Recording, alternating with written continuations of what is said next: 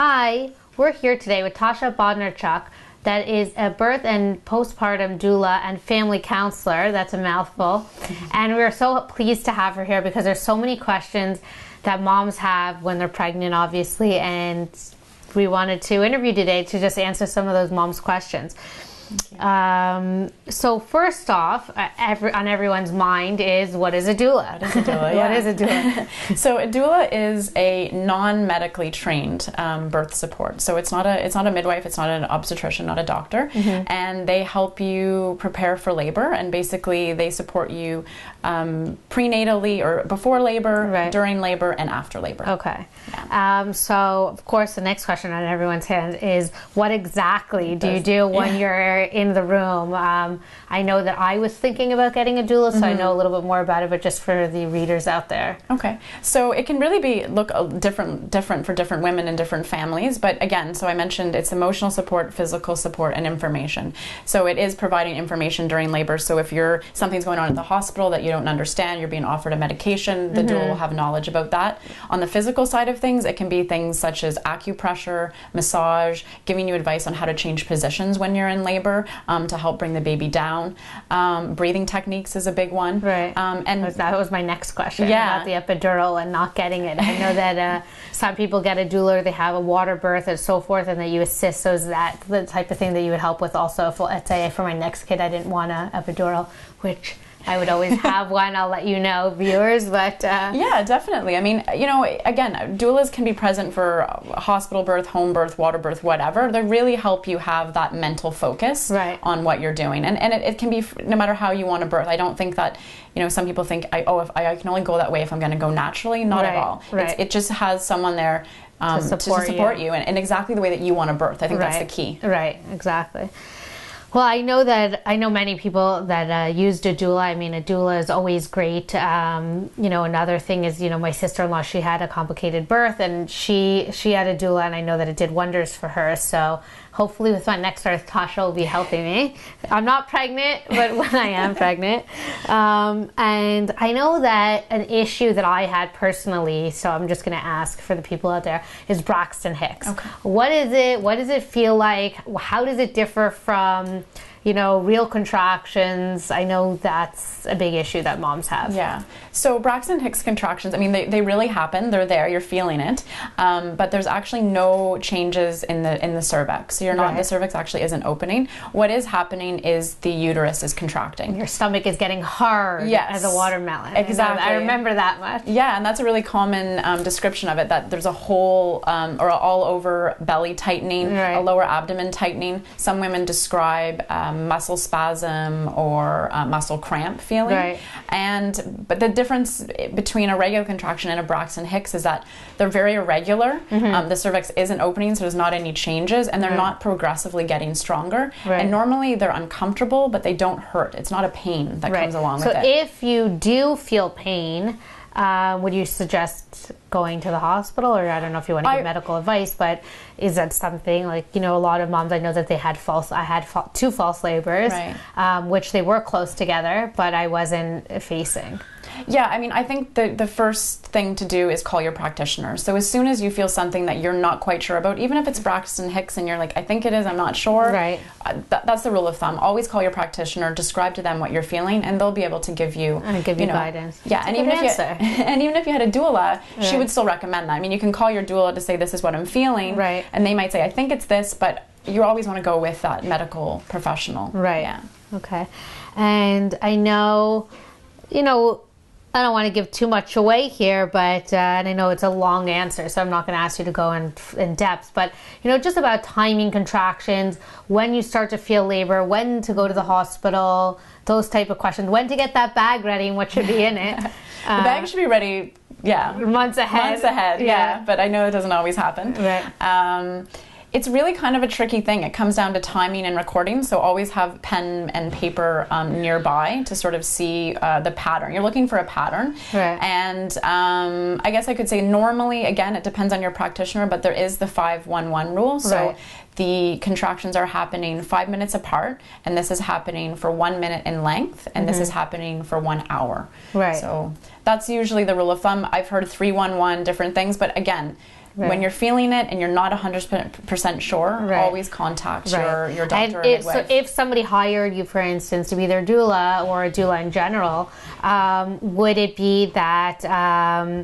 would you be there once they're starting to feel the contractions and they're closer than 8 minutes apart, 5 minutes apart? Like, how does it work? When does a doula come? I mean, it's really up to the individual. Technically, I'm there whenever the woman or the family wants me there.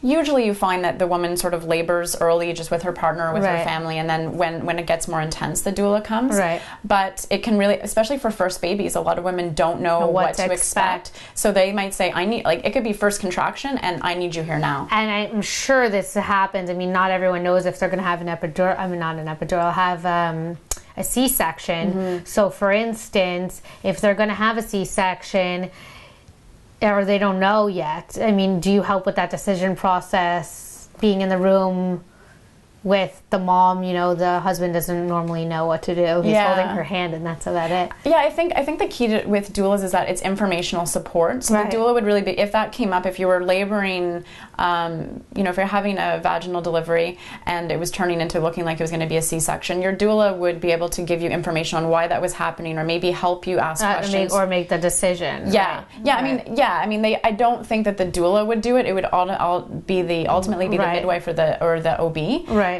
But she could definitely give you information around that. And sometimes doulas, I've been present for C-sections as well. So depending on how many people can be in the room, sometimes your doula can actually be by your side for a C-section. Right. So I know that there's a few more questions that I had to ask you, like tips when you're going into labor, which you kind of covered, but tips to help you go into labor, because I know that when I was having my daughter, I was bouncing on a ball for 2 weeks. What are the tips and tricks to get that baby out? Well, bouncing on the ball is a great idea. I mean, I want to say first that you don't really want to induce labor before 39, 40 weeks, unless your practitioner has advised you to do so. Always check with them, no matter what you're going to try. But yeah, bouncing on a ball, being physically active, getting out for a walk, going for a swim, having sex. I know that one. It didn't work for me though.